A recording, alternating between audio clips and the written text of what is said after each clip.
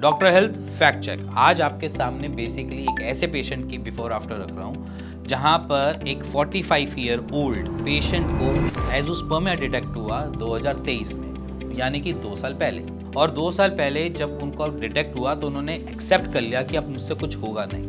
Over the time period जब उनको ये महसूस होने लगा या 2025 में आते आते उनको ये हुआ कि एट्रोफी हो चुकी है टेस्टिस में, अब उनके श्रिंक होते जा रहे हैं, अब उनके हार्मोन्स काम नहीं करेंगे, सारी चीज़ें तबाह हो जाएंगी, तो उन्होंने चांस की बात है एक हमें चांस दिया।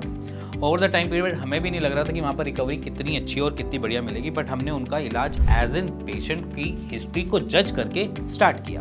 विद इन 1 मंथ के अंदर 40 मिलियन स्पर्म काउंट है, ठीक है। एट्रोफी का भी हमने टेस्ट क्लियर किया नहीं है क्योंकि एट्रोफी को अब थोड़ा टाइम लगता है। एट्रोफी इन द सेंस कि जहाँ पर टेस्टिस अपनी क्षमता से धीरे धीरे करके छोटे होते जा रहे हैं, और एट द एज ऑफ 45 जहाँ पर बेसिकली अगर देखा जाए हमारा खाना भी ढंग से नहीं लगता, वहाँ पर दवाइयाँ लगाना हमारे लिए भी टास्क था।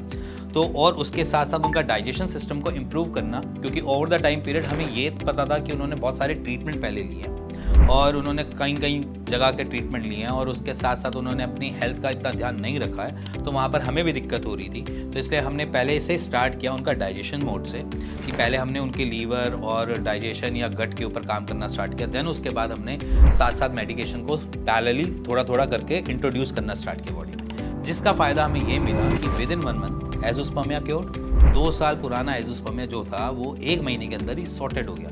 40 मिलियन स्पर्म काउंट आ चुके हैं। अभी मोटिलिटी मॉर्फोलॉजी थोड़ी सी अप टू मार्क नहीं है, बट आज की डेट में ये तो है कि हमारे स्पर्म काउंट है। जहाँ पर होप चली जाती है वहीं पर ही आप समझा करो कि आपका शरीर उसको बनाने के लिए तैयार है, बैठा है। बट अगर आपको उसको ट्रिगर देना है तो कैसे दो?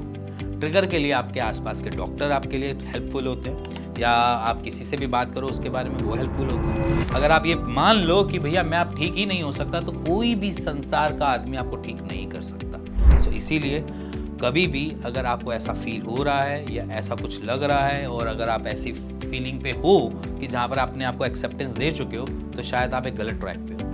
आपको अपना ट्रैक चेंज करना चाहिए, अपने अंदर पॉजिटिविटी लानी चाहिए, और अपने लिए अच्छा सोचना चाहिए कि अब मैं अपने खुद से वीरे से, या फिर अगर कुछ ऐसा आपका प्लान है कि मेरे को कंसीव करना है, तो मैं खुद अपने वीरे से प्लान करूं, जिसकी वजह से वो जो छोटी सी स्पार्क है ना, जिसे मैं बोलता हूँ चिंगारी, वो अच्छा काम कर जाती है। सो इसीलिए मैं इस वीडियो को एंड करता हूँ थोड़ी थोड़ी पॉजिटिव नोट पे, कि अब आप ये नहीं सोचेंगे कि अब मैं ख़त्म, अब ये सोचेंगे मैं जीना कैसे है और किस तरीके से जी पाऊँगा। सो इसी के साथ मिलते हैं नेक्स्ट वीडियो के लिए। तब तक goodbye, take care and try for yourself.